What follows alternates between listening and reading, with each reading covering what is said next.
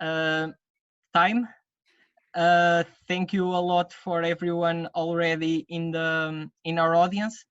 Our guest is already here as well. Hello, Stephan. How are you? Hi, hello, Tiago. I'm doing fine, thanks you. How are you? I'm fine as well. Thank you. Uh, First of all, I really want to appreciate your presence here. It was great. The moments we talked before today. I got really um, I got really enthusiastic to talk with you. So let's get this through. For everyone coming to Disruption Moments for the first time, our format is quite simple. We talk with our guests for 15 minutes about cultural and business changes that we are experiencing right now in these times and how to overcome them.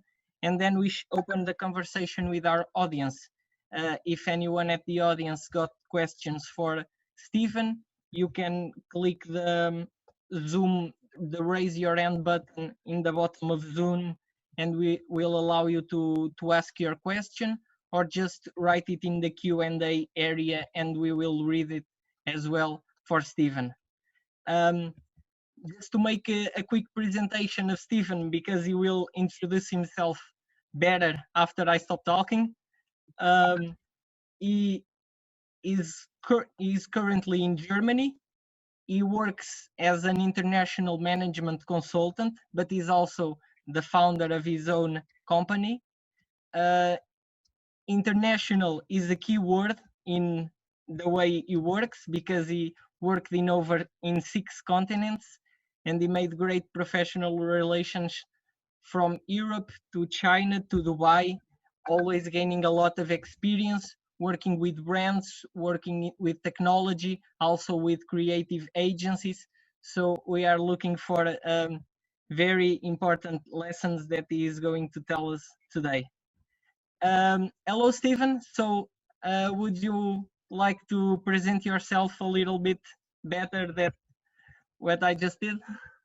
Yeah, I'm not sure if I can do it better, but let me try. But first of all, thank you very much, Tiago and the UpOut team for having me here today. Also, thank you to everyone out there listening to Disruption Moment. And it's a fantastic format. It's a good initiative of a very creative agency. Thank you.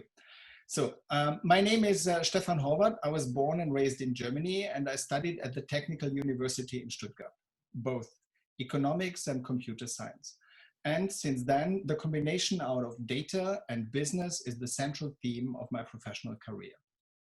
I started my career as management consulting in Germany, and I continued then working for international network agencies, WPP and IPG, in C-level roles. And finally, since 2 years, I'm back now to international management consulting. I have a family in Germany, and I worked for the last 20 years, literally all over the world. My work is industry agnostic. It was connecting companies and knowledge, and it helps with their international businesses. I worked for large corporate clients, like most of the leading automotive brands, for tech and software companies, financial institutes, funds, retail businesses, and FMCGs. And I had the opportunity, as you said, to work in 6 continents, and I'm really thankful for this, because it allowed me to make friends all over the world. It helped me to build a strong, sustainable, and international network.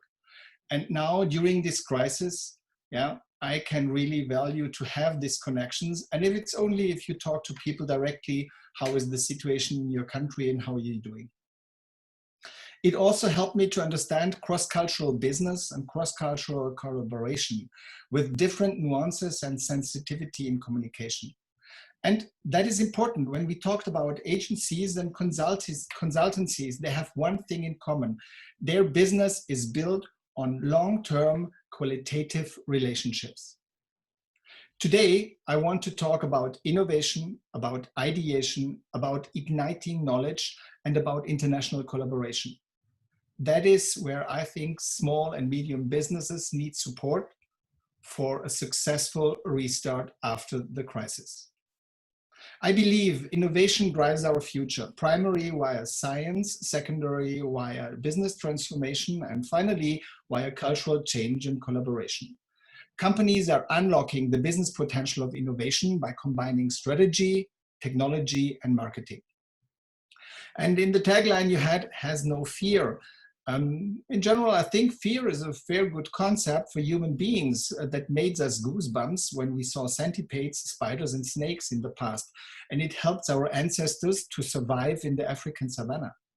So fear is good also in the Corona crisis, regardless if we care about ourselves or the lives of our loved ones. It will make us wearing masks, keeping social distancing, and activating tracking apps. So fear sharpens our instincts and guide through change and innovation. And innovation is important, although I think it doesn't have to be always disruptive. For me, disruption as a word is overused. It is used to justify any and every innovation coming out of the tech sector. Like, while Uber is innovative, it is not a disruptive innovation. Not at all. It is a sustaining innovation. That means Uber represents only an incremental improvement of the current already existing taxi business. But what then is disruptive innovation? It refers to a technology where its solution significantly affects the way any industry or market acts and works. Not all the innovations are disruptive, even if they're very revolutionary. Let's say, for example, the first automobile in the late 19th century, that was not a disruption innovation at all. And the reason is these automobiles were way too expensive. They were luxury goods. So therefore, they couldn't disrupt the market of horse-drawn vehicles. And the market for this kind of transportation essentially remained intact until Ford brought its lower priced Model T 2008. 1908, sorry, not 2008, 1908, to the market. That is a disruptive element, and it was the assembly line. So a good example for a disruptive innovation is the internet. It significantly altered the way how companies do business. It was the foundation of the rise of Amazon, and definitely these guys are a winner of the COVID-19 crisis. And it is also significantly impacted companies who are unwilling to adapt, like the bookstore Barnes and Noble. Disruption and innovation is important to our lives. It creates a massive change to our lives, to our businesses, and to the perception of our future. Which brings me now back to Portugal. Portugal is a small country. Its economy is mainly dominated by small and medium businesses. So beside Up-Out, what else comes into my mind when I'm thinking about Portugal? First, Lisbon with its beautiful narrow streets. Second, I love egg tarts and coffee for breakfast. And last but not least, it is Vasco da Gama. Yeah, and Tiago, I want to take you and the audience with me to a journey about innovation, and we start with Vasco da Gama in Portugal. His initial voyage to India from 1497 to 1499 was the first link from Europe to Asia by an ocean route, connecting the Atlantic and the Indian Oceans, and therefore West and East. This was considered as a major milestone in the world history, and it marked the beginning of a sea travel phase, and let's call it the first wave of globalization. So Vasco da Gama discovered the sea route to India. It opened the way for an age of global trade and enabled Portugal to establish a long-lasting presence in Asia. These new trade routes avoid sailing across the highly disputed Mediterranean Sea, and also it allowed for traders to pass the dangerous Arabian Peninsula by the sea, so they don't have to take the land route. How was that possible? It was possible by innovation. They had new and fast ships, navigation tools, new navigation skills. So Vasco da Gama finally made his tour around the Cape, Mozambique, Mombasa, Malindi, Calicut, and Goa. And while Vasco da Gama's journey was based on innovation, it caused something else. It caused massive change, and it caused disruption at another end of the world. Venice was situated in Italy, and by the far end of the Mediterranean, it was once the richest and most powerful center of Europe for hundreds of years. And what was the reason that it gained that large scale of profit of the European markets? Well, Venice was the major center of trade with the Arabs, and so indirectly with the Indians in the Middle Ages. Venice might reach its peak during the 15th century, when they monopolized the spice trade from India through the Arabs using exclusive trade agreements. So Venice, as the key of the world trade between the 13th and 15th century, was turned by Vasco da Gama and his activities in next to nowhere into the largest open air museum by just changing the trade routes that made Venice obsolete. What does it show us? It shows us that entrepreneurs, even from very small countries, and when I'm talking here about the audience, even entrepreneurs from very small companies, if you try to transmit that, can change the world when they're confident, when they believe in themselves, and when they stick to their ideas. From Venice to the world today, well, until the 19th century, the world was Europeanized by Spain, by Portugal, by England, France, and the Netherlands. In the 20th century, the world was Americanized. And now in the 21st century, the world is going to be Asianized. What is significant? All these changes always followed the change of the trade routes. And with that, the change of business and wealth distribution is changing. So it is a kind of an ongoing cycle that repeats sometimes. And Asia is bigger than we all think. It is far greater than just China. The new Asia is spanning from Saudi Arabia to Korea and Japan, from Russia to New Zealand. And some people would already add Turkey to the Asian part. For together about 5 billion people then connected through trade, finance, and infrastructure, which represents about 40% of the world's GDP. So there's no other region in the world today that is so important to us, to Asia. And it's not only about a small virus. From investment portfolios to Hollywood movies to university admissions, no aspect in our life is excluded. And the fact that we have current trade wars reflects this importance. China has taken the lead in building new Silk Roads, but it won't run it alone. Asia is rapidly turning back to the old patterns of commerce that existed long before Vasco da Gama, Europeanization, and the dominance of Coca-Cola. So, and if you look at the dominance of Coca-Cola, today's American tech sector is highly depending on Asian talents. And if you don't believe me, look at the structure of Google employees in the USA versus the part of Asians as people living in the USA. I think then you will instantly see how important that is now for technology. But let's go back to Europe, just to Europe, not necessarily Portugal, and keep one thing in our mind. If we don't change, if we don't embrace innovation, and if we don't open up for collaboration, we all risk a similar destiny like Venice. So the European Union today has been able to access global best-in-class talents and advisory services to improve the business environment in Europe in the respective countries. Also, Germany is depending on its engineering skills and talents, and small and medium businesses are heavily contributing to our economy with new ideas and with invention. But there are also challenges. Germany developed and invented the first high-speed train that was invented by Siemens in Germany. But the train track, we couldn't find a place to build it. it was finally built in China. And the first version of the train was purely German engineering skills. The next version included more Chinese contribution.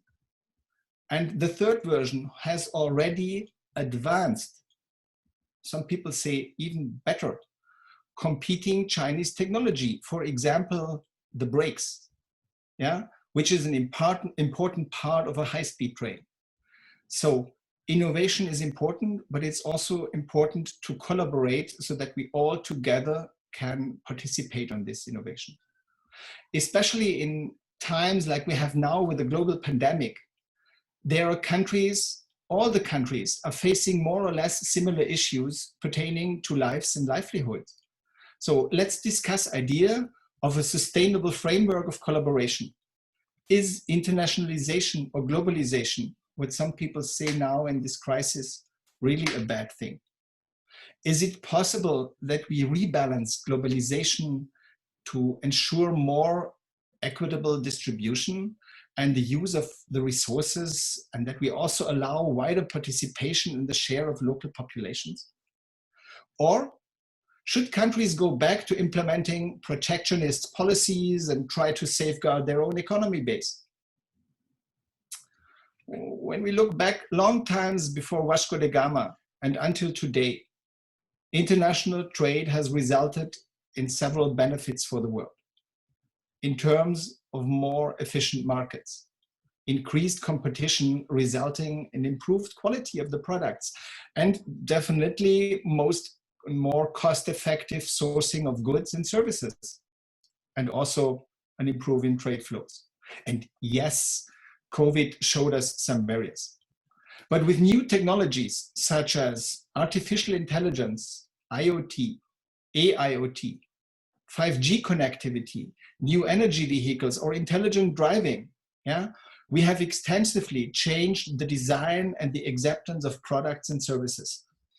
And you can see from the controversial discussion about 5G how important it is to be in the pole position of a technology leadership. The leadership for 5G, a crucial communication technology, lies now with the Chinese company Huawei, followed by the European telecom equipment providers Ericsson and Nokia. And there is no significant American company in the game yet. And of course, that causes a problem for the US. So what can it mean that for us in Europe?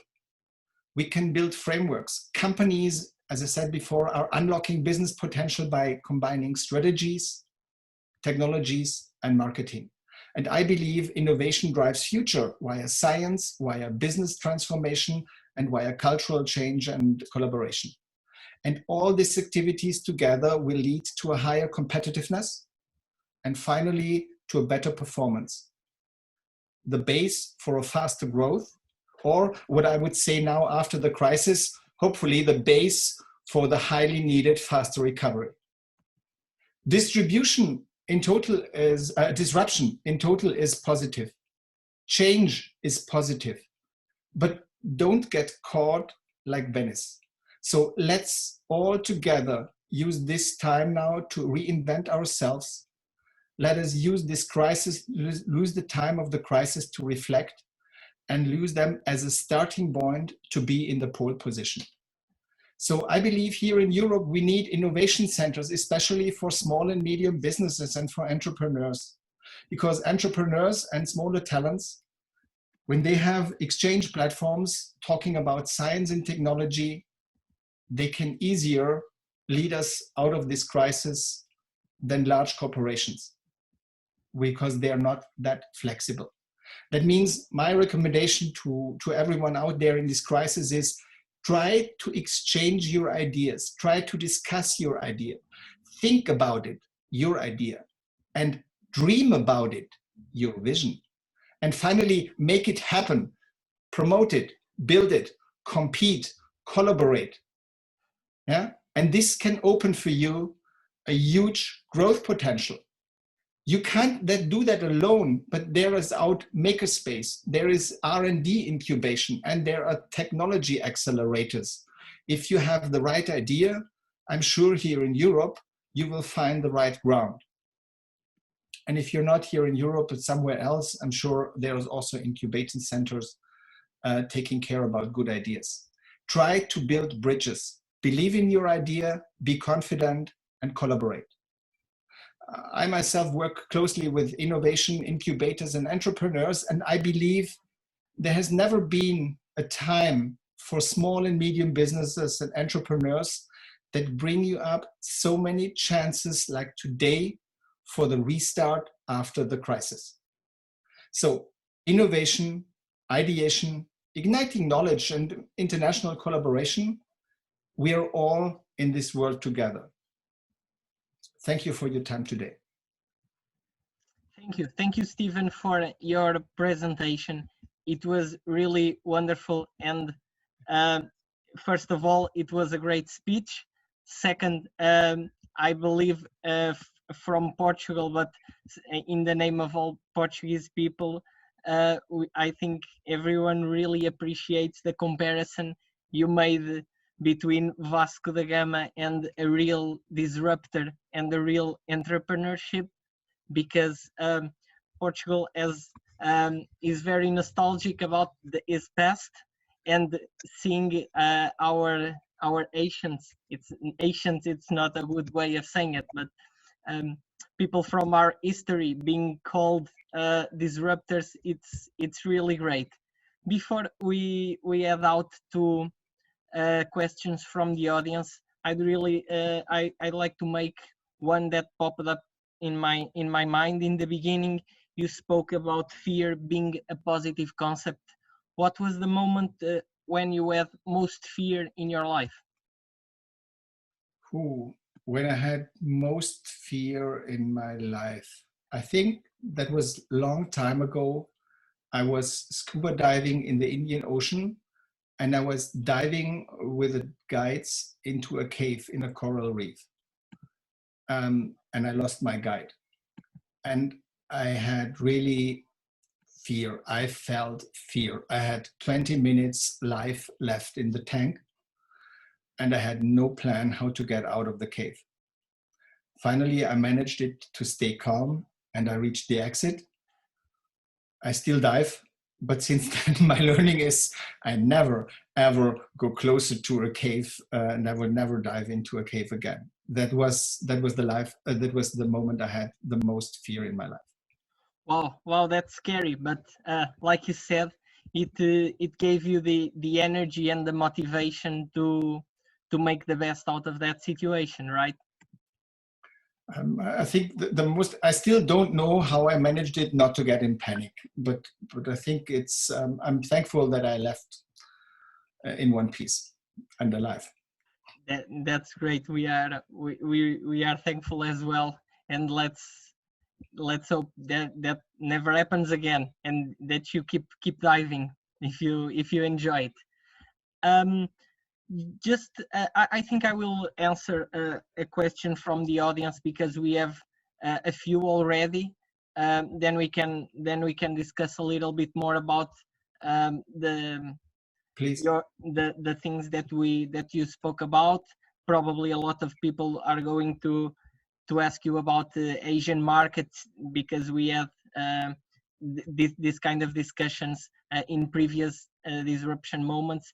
But the first question comes from Carlos, and he starts by saying, "I love the story. I feel motivated. I'm going to change the world today. Trust hard work and believe in myself. I thought Germans were cold, but you changed my opinions. Now keep it simple. Thank How you. how many years do you think it takes to have an idea making money? All of my friends who have businesses have a very hard life." I think it's very difficult to answer, because it depends actually on the idea. But if you have an idea and you would go to an incubator and you go through an incubation process, that is only the first step until you make money. That is a Series A, Series B. It depends on how it is structured. Maybe later. And when you're happy just to make money for a living, or if you want to go for an exit. So that is what is really different from the perception. But I believe an idea that is good today, you need partners to bring that along, is when it's a technical idea. There were times in the past where you could program a small program at a university, and at the end you call it Facebook. I think this is very difficult in today's time. So I would say until you can make a living out of it, 2 years, 3 years, up to 5 years, it depends on the idea. And keep one thing in your mind. Maybe, let's say, from a VC perspective, 90% of all the ideas are not making it to the end. Well, yeah, that's right. So people have to be resilient and really believe in them. Yeah, and if you have a product that is more sustainable, more grounded, yeah, you don't need to go to a VC. You can talk with family offices, with private equity, and you maybe won't make it to the moon or to the Mars, but you can have a very good living here on Earth, right? So it depends how people are scaling up their idea or what they believe the idea is about. Yeah, that's right. And the expectations, and be real with your own expectations. Thank you, Carlos, for your question. I'd like to return to what you were saying in the beginning, Stephan, since you are full of ideas and you pitched so many. Can you give us an example of some idea you made during the COVID-19 lockdown to help against the pandemic? What I did? Sure. Okay, the first 2 weeks I was a little bit paralyzed because I don't know what to do. Then I started restructuring life. I started restructuring the business, and now we're doing a lot of conference calls every day. And that really helps. I think people are changing. People learn that they can work from home. By the way, for you as a small agency, that gives you also, I think, a good runtime in the future, because maybe our clients also, or maybe your clients also figure out that they don't need the large agencies. And because if they work at home and they get creative ideas, it can also be a very good one. So I think that's one thing. But what I did in COVID-19 and what made me stop and think after the lockdown, that was when one of my clients who is in water wells, they buy and explore water wells. So we talked with them, and he actually educated me that said water is also very important for hygiene. That comes along with the COVID-19. So we said probably not enough people have water for hygiene purposes, clean water, right? And millions of people still lack with the access to clean water and sanitization. So therefore, during the lockdown, and together with some friends, we founded an European Global Water Forum as a global think tank, as a business network connecting our friends from companies, and also as a charity with the task to drill water wells and to provide fresh water to areas where there is no fresh water yet. And the members so far are companies, scientists, and individuals, which we know, so we had them all on the phone. And we hope we will continue this work and support the Sustainable Development Goal number 6 of the United Nations. That is also what I learned during this crisis, and helped access to clean water and sanitization. And what it really did, it made me feel good. It was some time that was left, which you don't know what to do. And just by doing that and having now the opportunity to give something back to people who don't have access to water, who don't have the luxury like we here in Europe, I think that was a good feeling. Yeah, thanks for sharing that new idea, that new it's not a company, it's the Global Water Forum. What would you call it? An association?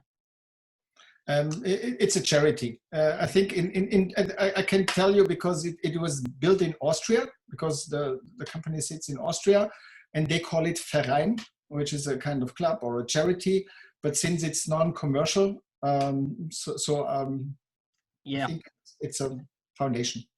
That's great, because this is the time to do something for others. This is the time for solidarity, and the way you spoke about making you feel good with yourself, that's I think what everyone is trying to look for. I'm going to move on to a question here, which is more informal, but I think it relates to what we were speaking about. It comes from Preston, and he starts by saying, "I didn't know you, but you got a new fan. What do you love doing besides working?" I guess that's his point for hobbies. Besides working, Yeah. I love being with the family, walking the dog. I learned, I hate working in the garden, to be honest, but now I learned that there's time to work in the garden. That is new to the life since the crisis. I love scuba diving, as I said before. I love photography, and I love driving Harley. Yeah, that is what I really love. All right, you like motorcycles. I love riding a Harley, which is not which is not the same. At least if you ask the people in the Harley club, they would say the same. I think it's yeah. That all right. I see what you're adding for.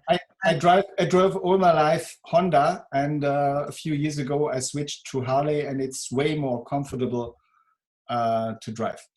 Yeah. Have you already made a big trip? What was the biggest road you've made? The biggest trip was from Germany through Austria, then Italy, down to Italy in the northern part of Italy. All right. That was the biggest trip, and then back to France. So it was a big year in Europe. Yeah, but that's quite a distance. I'm going to choose now a question from Adam, because it also relates to motorcycles, and he asks you, how do you see the future of the automotive industry? That is I think it's a very difficult question, because it's highly political driven. I think automotive industry is changing. It is politically in some countries very difficult for automotive companies to place their cars. And in Germany, I really think it will hit us hard, because let's say when we talk about the production of a diesel car, you need about 10 people to develop a diesel engine when we talk about innovation and development. When you talk about a car that drives on gasoline, you need 3 people. And when you develop an electric car, you need 1.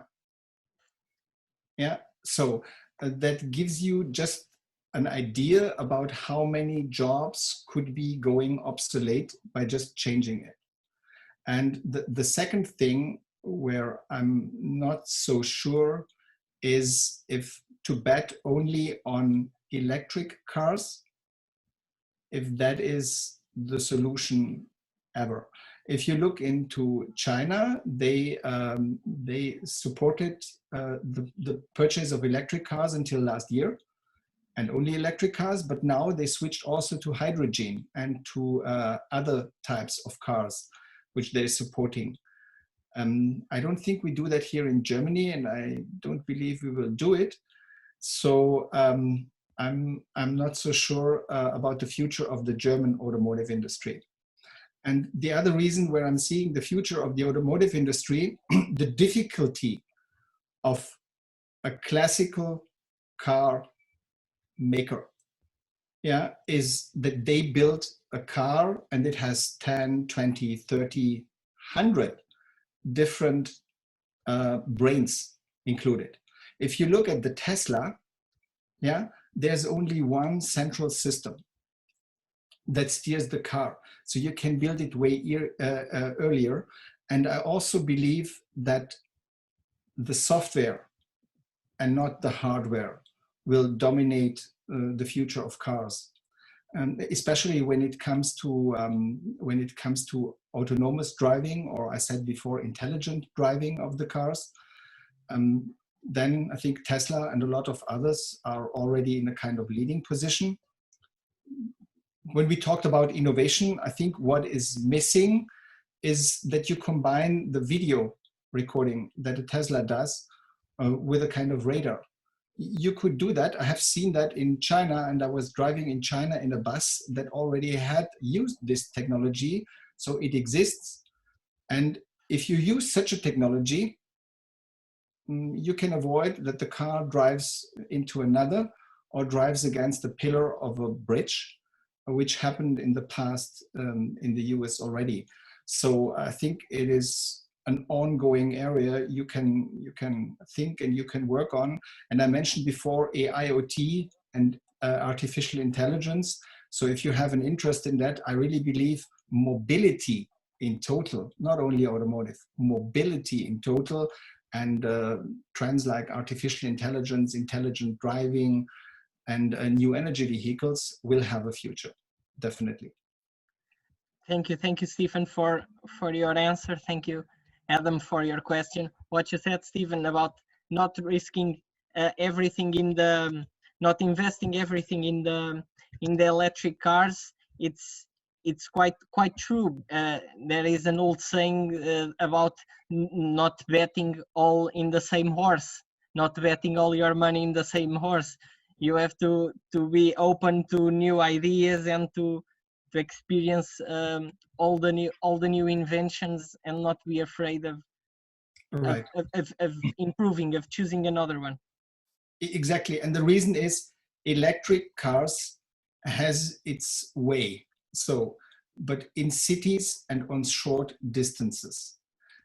In the moment you go for a longer distance, I believe in hydrofuel, I believe in hybrids, and maybe what else comes across.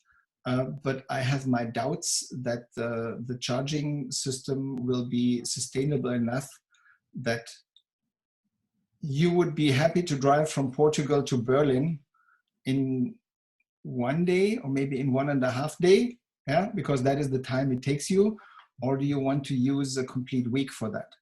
So if you just ask you the question, I think that gives a lot about the mobility concepts of the future.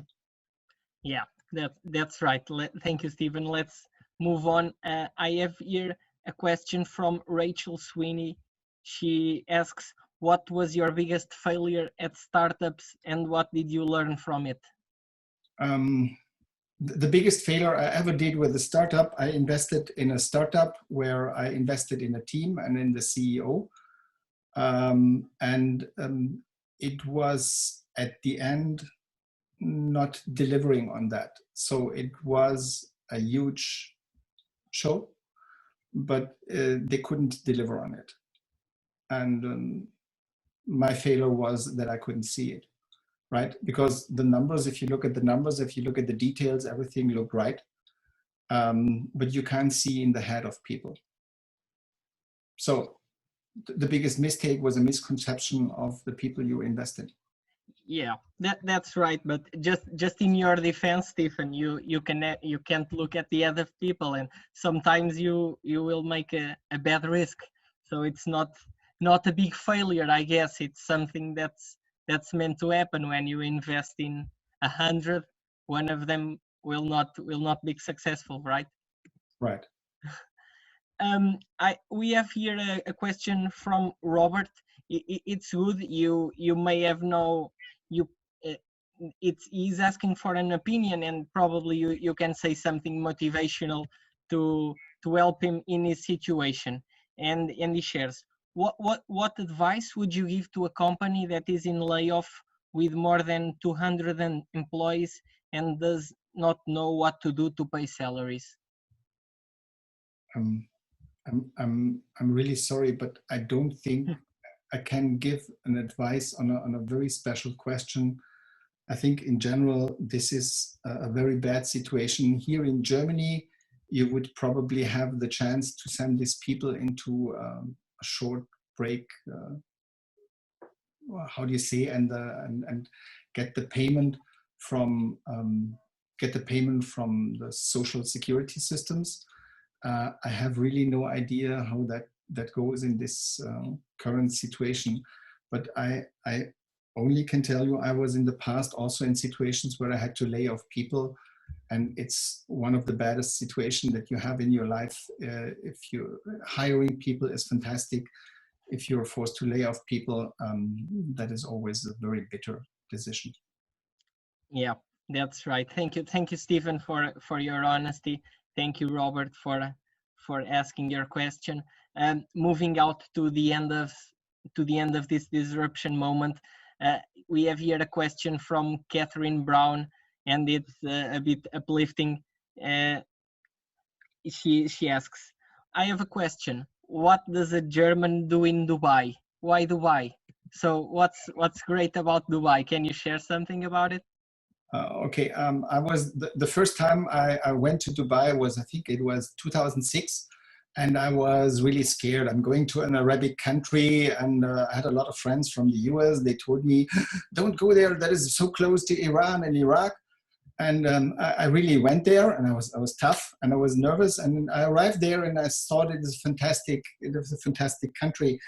And I made their friends. It's not like making friends here in Europe. It doesn't go that fast, but after a few days, if you team up with these people, and what they really love to do is they drink coffee, and I also am a coffee junkie. So I think we have that definitely in common. And what I did is I won a project with a company that is called Air Arabia, that is an airline, and I built then there for the next 2 years their marketing system for all their 36 destinations which they had. And we built the complete marketing communication system. So I stayed there every month for 10 days, and I fell in love with this city. And the only time you don't want to be there is, let's say, between July and the end of August or the mid of September. Because you can really fry eggs on the hood of your car. So summertime it's not great in Dubai, just for holiday, I guess. It's always great to be in Dubai, but the summertime is way better to stay here in Europe. All right, thank you, Stephan, for your answer. Thank you, Catherine, for your question. There's just one thing about communication what I want to end. What is good in Dubai? Dubai, before the crisis, had with Emirates an airline that connects literally every place of the world.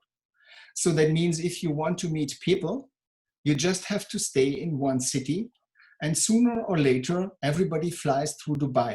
And even if they have to go somewhere and you make a meeting with them, they say, "Oh yeah, I can book them through Dubai, and I'm adding 2 days." So that was a fantastic way of connecting with people, right? And frankly spoken, Catherine, I don't know how that will be after this crisis, but we will definitely see, and I hope it will go back to normal as soon as possible. All right, thank you for finishing up. It's really great that a really business center can become that way also, with airlines joining people together. And making it easy for everyone to have presential meetings. Before we head out, and I really want to thank you, Stephan, for being here and for your amazing motivation today.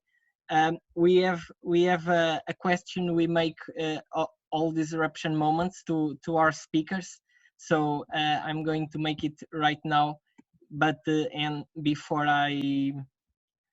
I thank everyone for being here, and it goes, in this current situation and times where businesses are changing every day, and discoveries and ideas took every day, what is your suggestion for everyone at the audience to lose their fear and start reinventing themselves? Um, Let me answer with a quote from Joel A. Barker. He's an American futurist. Vision without action is merely a dream. Action without vision just passes the time. But vision with action can change the world. And ideas, innovation, igniting knowledge, and international collaboration, we're all in this together. And I hope that everyone can do a little bit to change this world after this crisis is over for the good. Thank you. Thank you, Stephen. Thank you for those final notes about trying to meet up vision and action. It really makes a difference, and it points out to a goal for most companies trying to do better and trying to do something different, and to make this situation great again as fast as possible. We will return for everyone at our audience. We will return on Wednesday with Atanas Reikov. He is the CEO of Viber in Europe. We will also talk about communication and new ways of communicating online in these recent years. If you want to join us, we will appreciate it a lot. Thank you everyone at our audience again for your questions, and Stephen for your questions, and thank you a lot for having no fear to be here. Thank you, Stephen. Thank Bye. you. Bye.